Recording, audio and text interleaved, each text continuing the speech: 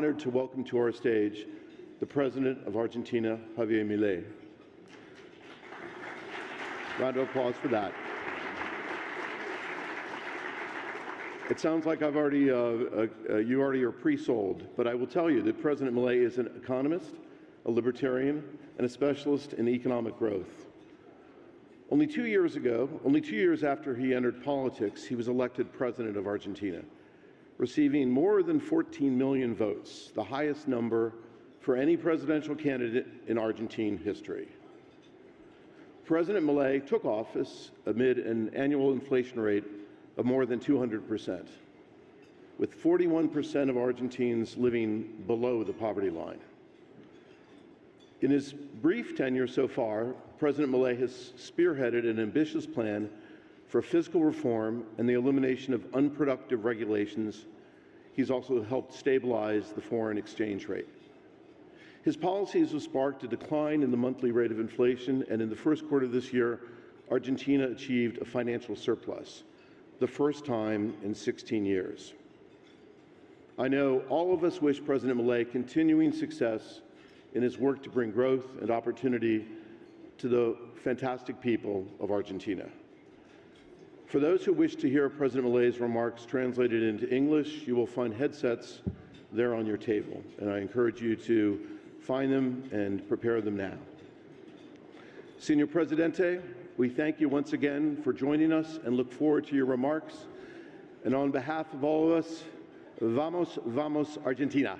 Please join me in welcoming President Javier Milei.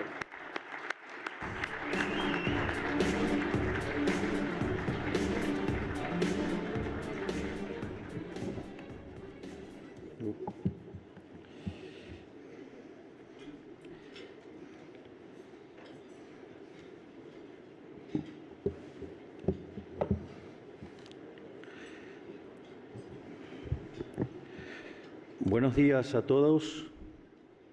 Quiero comenzar por agradecer al Milken Institute, a todos los involucrados en la organización de este evento y personalmente a Michael Milken por hacer este encuentro posible. El Instituto Milken ha sido durante décadas una de las pocas organizaciones de inserción internacional que se ha mantenido incólume defendiendo los verdaderos principios del capitalismo y las ideas de la libertad, algo lamentablemente escaso en el mundo de hoy. Hace algunos meses me paré frente al mundo en el Foro Económico de Davos y les transmití una profunda preocupación por el camino que Occidente ha tomado en los últimos años. Lo que dije en aquella presentación, que aparentemente fue muy comentada, es que Occidente está en peligro. Está en peligro porque sus líderes hace tiempo se alejaron de las ideas de la libertad, ideas que hicieron de Occidente la hazaña civilizatoria más importante de la historia de la humanidad. Y en vez de defender las ideas que generaron la prosperidad de la que todos aquí gozan, escuchan cantos de sirena que conducen inexorablemente al socialismo y, en consecuencia, a la pobreza. Les dije que lo sé a ciencia cierta, porque vengo de Argentina, donde todo esto tristemente ya ocurrió a lo largo de los últimos 100 años. En algún sentido, los argentinos somos profetas de un futuro apocalíptico que ya hemos vivido. Todas estas discusiones de hoy, basadas en supuestos deseos bien pensantes de querer ayudar al prójimo, basada en una idea errónea acerca de la naturaleza y la función del Estado, sostenidas por teorías económicas que han sido largamente refutadas por los datos y la evidencia empírica, nosotros los argentinos las vivimos hace 100 años y lamentablemente aplicar esas ideas nos han llevado a la ruina. El resultado ya todos lo conocen, de tener el PBI per cápita más alto del mundo a tener un país donde el 60% de la población es pobre y más del 15% es indigente. Si bien la Argentina debe ser tal vez el caso más paradigmático de la historia del mundo occidental del fracaso de las ideas colectivistas, no es la excepción, sino la regla. Siempre que se ha intentado el socialismo ha sido un fracaso en lo económico, un fracaso en lo social, un fracaso en lo cultural y además, como es una filosofía que va en contra de la naturaleza humana, no han tenido otro mecanismo para implementarlo que asesinar a 150 millones de seres humanos. Pero hoy no vengo aquí a la meca del capitalismo a hacer una crítica al socialismo, sino que vengo a hacer una defensa del capitalismo frente a ustedes, que son los verdaderos héroes de la historia del progreso occidental. Si bien hoy está sujeto a una crítica corriente, defender el modelo de la libertad realmente no es difícil, porque la relación directa entre la aplicación del capitalismo de libre mercado y la explosión de prosperidad que la humanidad ha vivido en los últimos 250 años, es muy fácil de demostrar. Si uno mira un gráfico de la evolución del PBI per cápita a lo largo de la historia de la humanidad, uno estaría viendo un gráfico con la forma de un palo de hockey, una función que se mantuvo constante durante casi el 90% del tiempo y se dispara exponencialmente a partir del siglo XIX. O sea que desde el año 0 hasta el año 1800 aproximadamente, el PBI per cápita del mundo prácticamente se mantuvo constante, pero a partir del siglo XIX y a raíz de la revolución industrial, el PBI per cápita no solo aumentó, sino que lo hizo de forma exponencial. Es más, en los últimos 150 años se multiplicó por 15 y generando una explosión de riqueza que sacó de la pobreza al 90% de la población del mundo, llegando al punto de que para el año 2020 solo el 5% de la población global vivía en la pobreza extrema. Lejos de ser la causa de nuestros problemas, el capitalismo de libre empresa como sistema económico es la mejor herramienta que como especie hemos conocido para terminar con el hambre, la pobreza y la indigencia a lo largo y a lo ancho de todo el planeta. Pero si bien el éxito del capitalismo es fácil de demostrar, lo que no es tan accesible para muchos es el contrafáctico. ¿A dónde conduce la adopción sistemática de un modelo colectivista, incluso dentro de las reglas laxas del capitalismo? Como dije antes, tal vez el mejor ejemplo sea el ejemplo argentino. Nuestra historia entera es un testimonio de lo que puede ocurrir cuando se abandona el modelo de la libertad y se lo reemplaza por experimentos colectivistas. Cuando la Argentina sancionó y comenzó a aplicar su primera constitución liberal, allá por el año 1860, tardamos solo 35 años en convertirnos en una potencia mundial. Pasamos a ser de un país de bárbaros a ser el primero de la historia humana en erradicar el analfabetismo, con un Producto Bruto Interno total superior a la suma de Brasil, México, Paraguay y Perú. Teníamos más tendidos de vía de tren que la suma de todos los países de Latinoamérica. Éramos comparados con Alemania, con Estados Unidos y con Inglaterra. Y gente de todos los confines del mundo se escapaba de naciones que hoy envidiamos y cruzaron el océano para buscar una oportunidad en nuestras tierras. Un capataz podía aspirar a que su hijo fuera productor, un obrero a que su hijo fuera constructor, un trabajador analfabeto a que su hijo tuviera estudios y pudiera tener un trabajo calificado. Se trató de una explosión de actividad comercial productiva, de formación humana, demográfica y cultural, con escaso parangón en la historia de la humanidad. Pero en el pico de este proceso, bajo la premisa bien pensante de querer distribuir entre todos la riqueza producida, la dirigencia argentina comenzó a aplicar la mal llamada doctrina de la justicia social, que concibe que el Estado tiene que hacerse cargo de las infinitas necesidades de la gente. Una teoría que se pelea con la realidad porque, nos guste o no, las demandas son infinitas, pero los recursos siempre son finitos. Producto de esta forma de entender la relación entre el Estado y la economía, se aumentó el gasto público de manera brutal. Para financiar esa expansión del gasto, primero asfixiaron a los argentinos con impuestos. Cuando estos no alcanzaron, empezaron a quemar stock de reservas acumulados en nuestros años dorados. Cuando esto no alcanzó, empezaron a tomar deuda. Y cuando ya nadie nos quería prestar porque nos habíamos convertido en el máximo defolteador serial, comenzaron a imprimir dinero de manera ilimitada. Para que tengan dimensión de qué estamos hablando, desde 1949 la base monetaria en Estados Unidos se multiplicó 16 veces, mientras que en Argentina se multiplicó la astronómica cifra de 25.000 trillones de veces. No está mal el dato. Sí, es un número real. No lo estoy inventando, lo repito, la base monetaria se expandió 25.000 trillones de veces. Eso es el nivel de descalabro que pueden producir los políticos si les permite desviarse de los principios básicos de la economía de mercado. Y este ciclo no lo vimos una vez, sino una decena de veces. Se rompieron una y otra vez todas las reglas básicas de la economía para sostener el afán de los políticos de gastar lo que no tenemos y como resultado natural de estas medidas vimos cómo nuestros ciudadanos comenzaron a empobrecerse sistemáticamente hasta caer al puesto 140 del mundo en el ranking del PBI per cápita, habiendo llegado a multiplicar la pobreza por más de 10 veces en los últimos 50 años. Por 100 años repetimos este patrón tóxico, amantanando experimentos colectivistas sobre experimentos colectivistas. Y llegamos al año pasado a uno de los pisos más profundos de este ciclo, cuando asumimos el gobierno y encontramos una situación tan crítica que, de continuar todo como estaba, la economía se encaminaba a una hiperinflación que por lo menos hubiera dejado una hiperinflación del 15.000%. O sea que como economista y como argentino conozco en carne propia cómo jugar con fuego puede exterminar a un país de las vías del progreso y robarle 100 años de historia. Por eso, hace algunos meses en Davos me pregunté cómo puede ser que desde la academia, los organismos internacionales, la política y la teoría económica se demonice un sistema económico que ha sacado de la pobreza más extrema al 90% de la población mundial. ¿Por qué Occidente quiere renunciar por su propia cuenta a los principios y creencias que lo hizo llegar a donde llegó? ¿Y por qué insiste con experimentos para los cuales hay ejemplos históricos de su fracaso, como es el caso argentino? Claro que cuando hablamos de Davos no hablamos de cualquier foro. Se trata quizás de la institución global que ha tenido mayor influencia en orientar la dirección política y económica, tanto de naciones como corporaciones, sociedades y organizaciones no gubernamentales a lo largo de los últimos 40 años. Pero ocurre que quienes lideran Occidente se han olvidado de una verdad elemental, y es responsabilidad moral de quienes aún le recordamos defenderla y declamarla.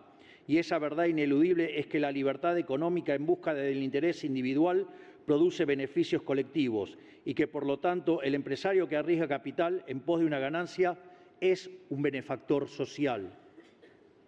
Porque en un sistema que garantiza las instituciones clásicas del liberalismo, la propiedad privada, los mercados libres de intervención estatal, la libre competencia entendida como libre entrada y salida, la división del trabajo y la cooperación social, la única forma de ser exitoso es sirviendo al prójimo con bienes de mejor calidad a un mejor precio. Sin embargo, quienes conducen las principales naciones y organizaciones de Occidente no dan suficiente crédito a esta idea y miran la economía desde un marco teórico que cree que el mercado es imperfecto, que produce fallos y que requiere de la intervención estatal para perfeccionarlo. El problema de esta concepción es que justifica intervenciones que traen más problemas que beneficios y atentan contra el crecimiento económico, porque no solo no resuelven el problema que pretendían resolver, sino que obstruyen lo que Hayek llamaba el proceso de descubrimiento. El mercado, presuponiendo la libre competencia y un sistema de precios libres con señales claras, constituye un mecanismo de extracción y transmisión de información en el que a mayor libertad, mejor funcionamiento. O sea que el mercado libre es un proceso de descubrimiento en el cual el capitalista encuentra sobre la marcha el rumbo correcto en la búsqueda constante del beneficio que se traduce en ofrecer bienes de mejor calidad a un mejor precio. Quienes briegan por el intervencionismo no solo impiden el funcionamiento virtuoso del mercado, sino que encima se felicitan a sí mismos e intercambian medallas de responsabilidad social en pomposas ceremonias, mientras que terminan promoviendo una agenda de valores que le abre la puerta poco a poco al socialismo y, en consecuencia, a la miseria. Esta forma de entender los mercados es también la que detrás de un fenómeno que ya ha trascendido la moda y se ha vuelto un mandato en la cultura occidental, a la cual me quiero tomar un momento para comentar. Hablo de una cultura autorrepresiva y autoflagelante que se ha difundido en el mundo corporativo, en el mundo periodístico, en el mundo de la educación y en el mundo del entretenimiento. Una cultura donde, producto de distintos tipos de coacción, todas directa o indirectamente promovidas por el Estado, se persigue al privado para que se someta a mandamientos de supuesta moral en cuestiones como el género, la cuestión racial o la cuestión ambiental, que muchas veces terminan atentando directamente contra la libertad y la capacidad de las empresas para generar riqueza. Se trata de conceptos que llevan al absurdo de castigar el mérito para premiar la diversidad, de regular la libre circulación de ideas para evitar ofender a algunas pocas almas sensibles, de demonizar el optimismo tecnológico por miedo al cambio climático. Son ideas y conceptos que castigan la ambición y premian la mediocridad, que castigan el riesgo y premian el conservadurismo. En definitiva, son ideas que promueven pasiones tristes y bregan para que seamos versiones cada vez pequeñas de nosotros mismos, cuando son precisamente la innovación, la ambición, la codicia y la acción humana las que impulsan el desarrollo de nuestra especie. O sea, como civilización, habiendo visto de que somos capaces, estamos eligiendo desconfiar de nuestra propia capacidad, negar nuestra propia virtud, nuestra propia identidad y cometer lo que es, a todas luces, un suicidio colectivo. Hoy, ya demasiado tarde en algunos lugares, vemos con horror los frutos que empiezan a dar estas ideas. Por ejemplo, esta semana aquí mismo, en Estados Unidos, con las decenas de miles de jóvenes a lo largo y a lo ancho de los campus universitarios, reivindicando el terrorismo islámico y promoviendo el antisemitismo. O sea, literalmente, la futura élite de Occidente enemistada con su propia cultura. Marx decía, en ese panfleto detestable que escribió con Engels, que el capitalismo llevaba en sí mismo el germen de su propia destrucción. Esperemos que, como el resto de las cosas que escribió, haya estado equivocado. Ahora, no se equivoquen. Yo sí creo que el sector privado tiene un mandato de responsabilidad social muy claro, pero no tiene que ver con hacerse el moralista o el culposo. La verdadera responsabilidad social del empresario es un efecto natural del funcionamiento libre de su propia actividad económica.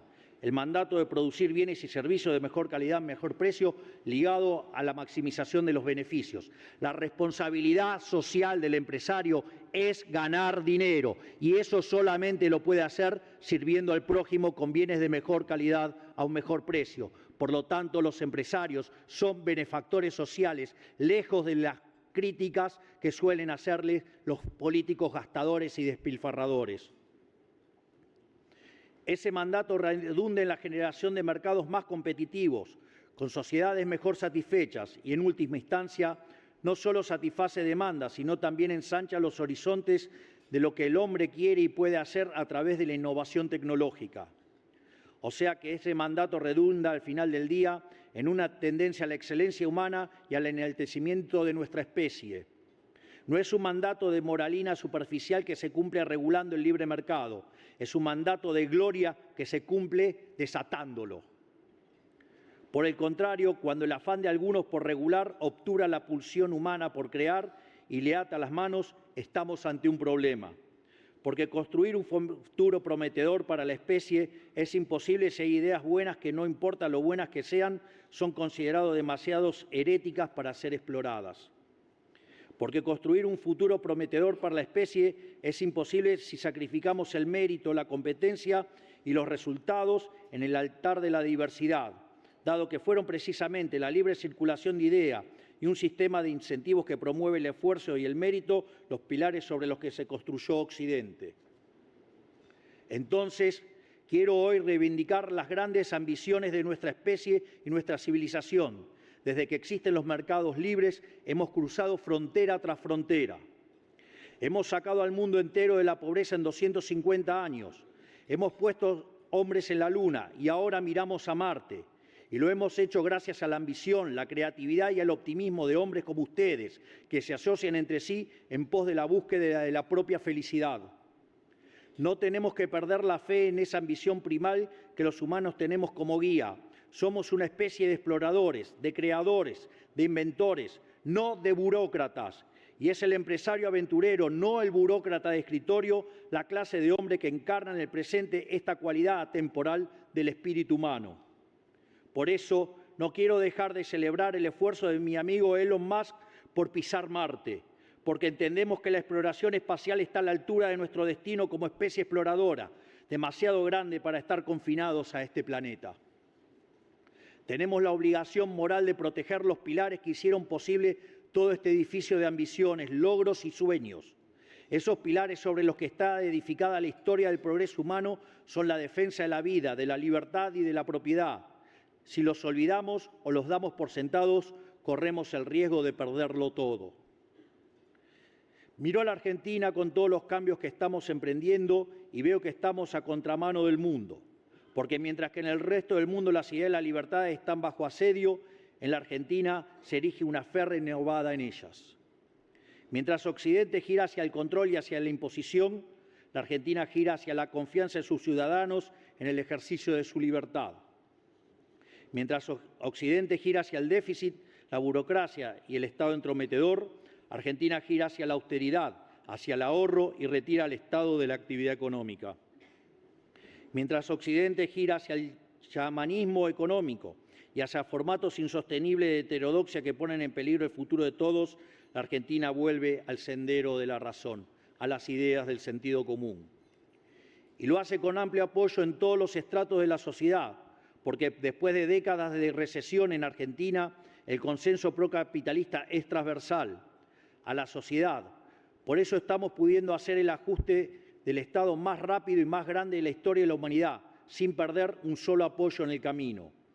Esto es porque la sociedad entendió que vale la pena hacer el esfuerzo que requiere dar un cambio de rumbo.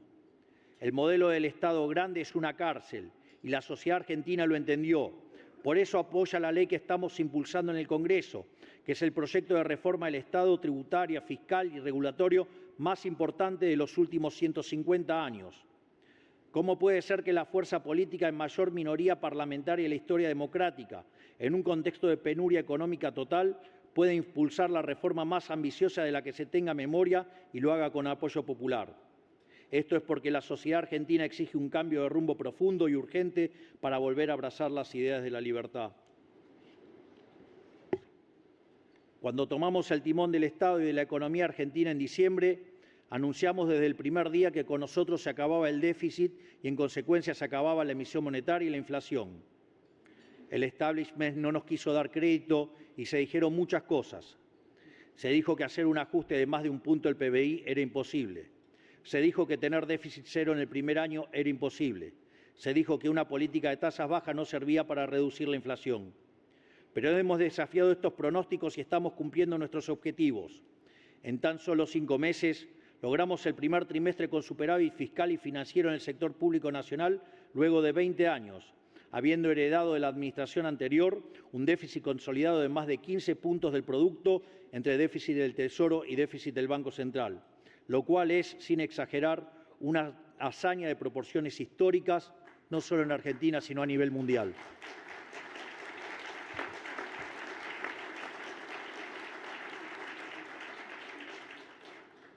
Bajamos drásticamente el gasto público, reduciendo en un 76% las transferencias discrecionales a los estados provinciales. Ajustamos en un 87% la obra pública. Eliminamos el 50% de los cargos políticos, cerrando organismos innecesarios y eliminando, sobre todas las cosas, la pauta publicitaria, motivo por el cual escucharán hablar a un grupejo de periodistas hablar peste de nuestro gobierno, básicamente porque le tocamos el órgano más sensible del cuerpo, el bolsillo. Frenamos en seco el financiamiento del Tesoro con emisión monetaria y producto del ancla fiscal y monetaria, la inflación empezó a bajar y sigue bajando semana a semana desde hace 4 meses. En simultáneo, llevamos adelante una política de baja sistemática de tasas sin que el tipo de cambio ni la inflación se dispare, lo cual todo el establishment juraba que era imposible. Y todo esto lo hemos hecho con toda la política, la mayoría del periodismo y una buena parte del poder económico prebendario en contra, y sin los recursos jurídicos que le solicitamos al Congreso y con los que todos los presidentes de los últimos años han contado. Lo cual es esperable en parte, porque cada partida presupuestaria que recortamos hay un privilegio o negocio que le estamos quitando a algún político o a algún amigo del poder. Pero así, aún ante semejante adversidad, estamos cumpliendo con los resultados y los resultados se están acompañando. Todavía queda mucho trabajo por delante, pero tenemos un rumbo en el cual la mayoría de los argentinos confían y un plan para lograrlo. Tenemos por norte achicar el Estado para agrandar a la sociedad, teniendo un gasto público consolidado del 25% del PBI, 10 puntos menos que el de los Estados Unidos y la mitad del de Francia para tener punto de comparación. Tenemos por norte devolverles a los argentinos cada peso que ahorremos, primero eliminando la inflación y luego, el día de mañana, reduciendo los impuestos como consecuencia del crecimiento económico. Y tenemos por norte desarmar la maraña de regulaciones en la que se ha convertido la Argentina, para liberar la actividad económica y desatar su fuerza productiva. Por eso, hemos sancionado una orden ejecutiva donde derogamos más de 350 leyes. Por eso estamos impulsando una ley que contiene reformas en el plano fiscal, laboral, previsional y tributario, incluyendo un régimen de promoción inédito para las grandes inversiones. En total, entre ambos instrumentos habremos introducido cerca de 700 reformas estructurales en los primeros 5 meses del Gobierno. Un programa de reformas 7 veces más grande que la reforma del Estado impulsada por el presidente Carlos Menem a principios de los 90, el último gran proyecto liberal que tuvo la Argentina.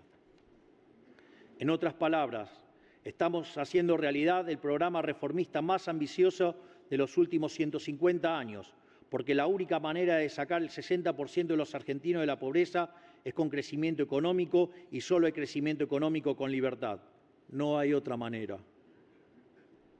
Para nosotros, la única tarea del Estado es proteger la vida, la libertad y la propiedad de los argentinos, para que cada uno pueda ser arquitecto de su propio destino. Esta es nuestra visión. Es una visión parecida a la que sostuvieron todos los países prósperos de Occidente en los momentos grandes de su historia. La tarea del Estado no es poner plata inventada en el bolsillo de la gente, sino asegurar las condiciones macroeconómicas y jurídicas para que el sector privado pueda desarrollarse por su cuenta. Un Estado que vela por la vida, la libertad y la propiedad de los individuos, y un sector privado pujante que arriesga, apuesta por el país y genera riqueza. Nosotros establecemos las bases, el sector privado se encarga del resto. Por eso, a esta presentación de quiénes somos y qué queremos para nuestro país que le he traído hoy, les quiero agregar una invitación, tanto a todos ustedes como también a sus pares del mundo y de la Argentina. Después de décadas de estancamiento, la Argentina tiene todo dado para emprender un proceso de convergencia económica que nos coloque a la par de las grandes potencias del mundo. La convergencia económica se da cuando los países que tienen menores ingresos per cápita crecen más rápido que los desarrollados hasta el momento en que logran alcanzarlos. ¿Por qué? Porque somos desde hace décadas una olla a presión, hirviendo con la tapa cerrada. Lo único que hay que hacer es destaparla y reanudar lo que Hayek llamaba la tarea del mercado como proceso de descubrimiento. Para nosotros, reanudar ese proceso de descubrimiento va a generar un salto de crecimiento brutal, porque las posibilidades de crecimiento tienden a ser mayores cuanto más extensas sean las capacidades subutilizadas de un país. Desde este punto de vista, si en un país la utilización efectiva de sus recursos fue impedida durante décadas y de un día para el otro se normaliza, lo lógico es esperar tasas de crecimientos enormes, proporcionales a todo lo que hay por explotar. Por eso, la baja capitalización de la economía, fruto de 20 años de un populismo empecinado en destruir el capital, va a generar oportunidades de inversión enormes para aquellos que apuesten por el país. Por lo tanto, Argentina no solo podría mostrar altas tasas de crecimiento como consecuencia de las oportunidades por descubrir dado su bajo nivel de desarrollo, sino que además, ante la brutal destrucción de capital ocurrida en el pasado, eso daría un enorme retorno con solo poner en marcha las ideas y proyectos ya descubiertos, pero entorpecidos por capas de regulación innecesaria. Así, mediante la recomposición del ahorro fiscal, una drástica reducción de la carga tributaria y afianzando el respeto por los derechos de propiedad, haremos que alcanzar el desarrollo deje de ser un sueño para volverse una realidad. Hoy estoy acá para decirles que Argentina está preparada para ese enorme desafío. Estoy convencido, sin la más mínima duda, que Argentina tiene todas las condiciones para ser la nueva Meca de Occidente. Es un país seguro, alejado de cualquier frontera conflictiva, en un mundo que cada día se aleja más de la paz. Es un país abierto a entablar relaciones comerciales con todo el mundo, que es además la mayor garantía posible para perpetuar la colaboración y alejarse de la guerra. Tenemos ventajas comparativas en donde elijamos mirar. Tenemos la tierra más fértil del mundo. Fuimos revolucionarios en la siembra directa y como uno de los sectores agroindustriales más desarrollados del mundo. Tenemos una cordillera rica en litio, plata, oro y cobre, minerales que la economía global necesita y que por negligencia, falta de inversión y falta de ambición nos hemos resistido a explotar. Tenemos un mar abundante en recursos citícolas. Tenemos una conexión directa con la próxima frontera humana, que es la Antártida. Y tenemos una concentración de diversidad geográfica y ecológica de la cual solo 2 o 3 países del mundo podemos hacer alarde, con montañas, con desiertos, con glaciar, con bosque, con selva, con playa, con altiplano, con lagos, esteros, estepas y vastas llanuras que se pierden en el horizonte. Y tenemos también la ventaja comparativa más importante de todas: capital humano de primera categoría, recursos formados en universidades locales que son líderes de la región, el país con más premios Nobel de Latinoamérica y al mismo tiempo el país con más unicornios per cápita de la región. Y esto no es menor, ya que se trata de ciudadanos entrenados al calor de una vida entera de volatilidad económica. ¿Cómo va a haber otro pueblo mejor preparado que el argentino si el argentino nunca le quedó más alternativa que vivir escapándose al asedio del Estado para poder vivir en paz? Y hoy, por primera vez en 150 años y a contramano del mundo cada vez más libre, la Argentina se convierte día a día en un país que es cada día más libre. Por primera vez en 150 años estamos generando las condiciones para convertir todos los dones que Dios nos dio en una promesa de prosperidad. La tarea del capitalista es descubrir, la tarea de la humanidad misma es descubrir, y son las naciones como la nuestra que nacen de ese espíritu de descubrimiento lo que mejor la encarnan. No es casualidad que las economías más dinámicas de Occidente en los últimos 100 años haya sido la economía americana, con Estados Unidos a la cabeza. No es casualidad que el foro de los burócratas se realice en Europa y el foro de los descubridores se realice acá en Estados Unidos. Digamos, tenemos espíritus distintos. La Argentina hoy sigue siendo un país, una nación, un pueblo ávido por descubrir y ser descubierto, como lo fuimos a fines del siglo XIX. Y estamos listos, ya comenzamos la carrera para emprender un salto cuántico en materia de producción y desarrollo. La ventana de oportunidades para nuestra nueva fiebre del oro no será eterna, es hoy, es ahora. Por eso les digo también a los empresarios argentinos: no se duerman en sus laureles, porque encontrarán que hay actores de afuera con más capital y mayor capacidad de asumir riesgo, dispuestos a hacer las inversiones que el país necesita.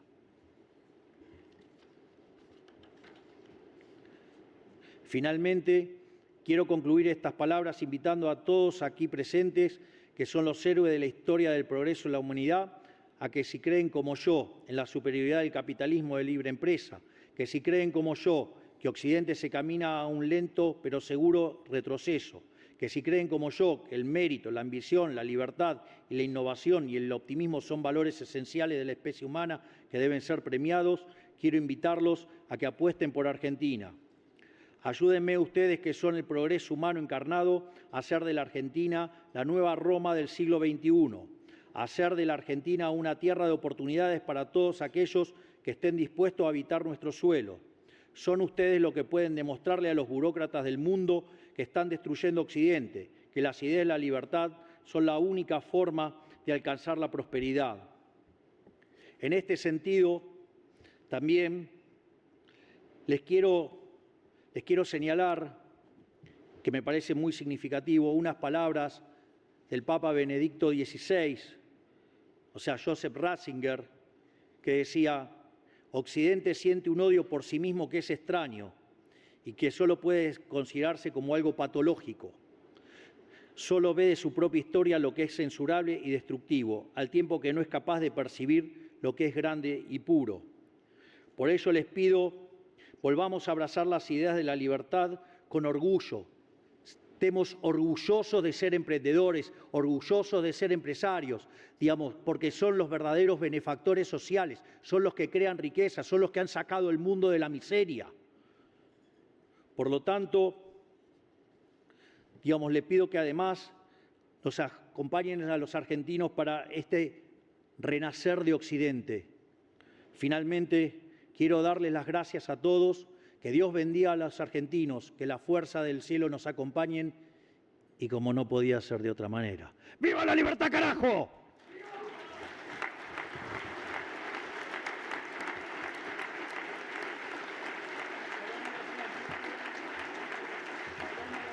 Salud.